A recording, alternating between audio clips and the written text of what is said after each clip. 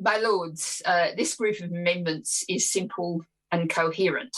They both address the proposed international offence of ecocide.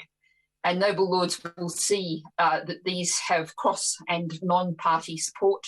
And I thank very much the noble ladies, Baroness Whittaker and Baroness Boycott, for their support for these amendments.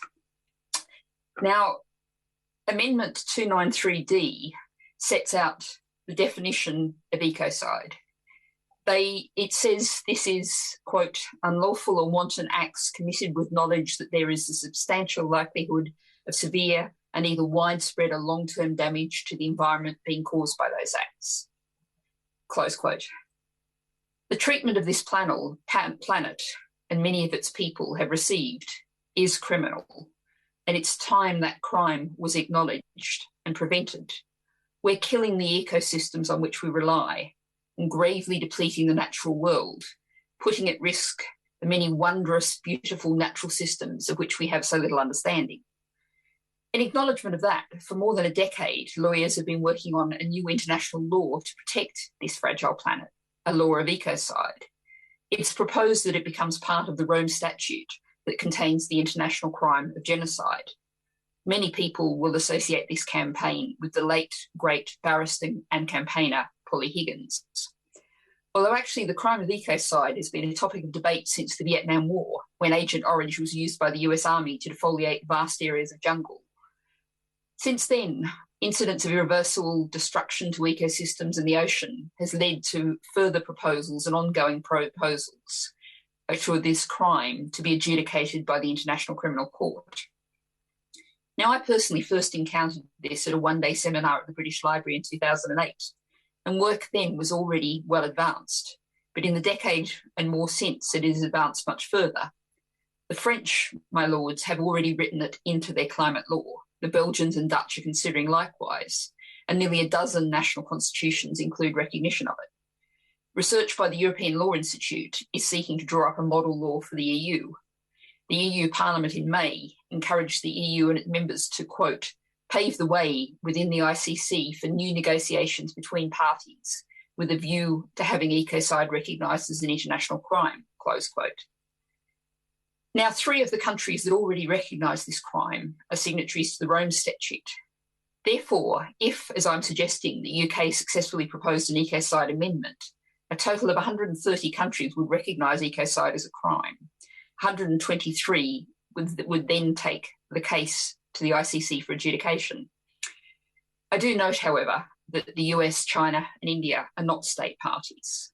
We've also had publicly recorded interest from Bangladesh, Canada, Finland, Luxembourg, Maldives, Spain and Vanuatu.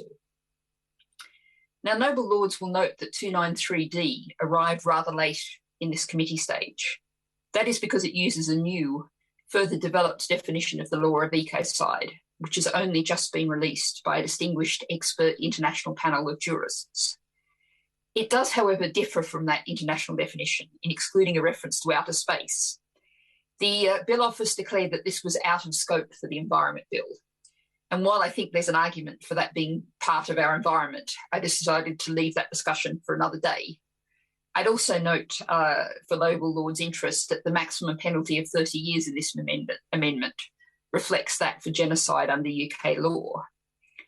When, and I'm sure it is when, the crime is incorporated into the Rome Statute, it will eventually make its way into UK law. Surely not even the current government's carelessness of international law would prevent that. But the world and our nature-depleted, plastic and pollution-choked islands can't wait, which is why I put forward 293D. Now, it's worth noting that the bill as it currently stands makes no mention, astonishingly, of ecosystems. Therefore, there can be no protection of ecosystems. Amendments contain at least 5 references to ecosystems, which shows there is a desire across the House to introduce this. And introducing a crime of ecocide would be a comprehensive way to do that. Now, the other amendment, Amendment 287, offers the international perspective. It calls for the government to commit to supporting the international Stop Ecocide campaign until within 12 months of the Act coming into force to present, alone, or I would expect certainly with others, a proposal to amend the Rome Statute. Now, I'd love to think the government will embrace both of these amendments, but I'm a realist. And I'm aware also that creating a whole new legal offence is something our legal eagles and those across the country are likely to want to chew over for some time. I'm very much looking forward to the thoughts of the noble Lord Thomas of Tremgold on the amendment that I'm sure will help inform future thinking on the UK offence. There's a definite opportunity for a standalone private members bill here.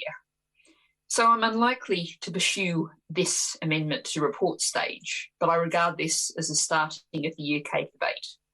But that's not the case with Amendment 287. As countries, campaign groups and lawyers across the globe line up behind the call to amend the Rome Statute, the UK needs to be on board. As the chair of COP26 climate talks, how could we be anywhere else?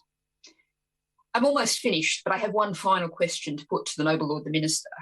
Would he agree to meet with the Ecocide campaign and have his officials look at the outputs from the independent panel for the legal definition of ecocide? I thank the other noble lords taking part in this debate, those who'd offered their support already, and I look forward to the Minister's response. I beg to move.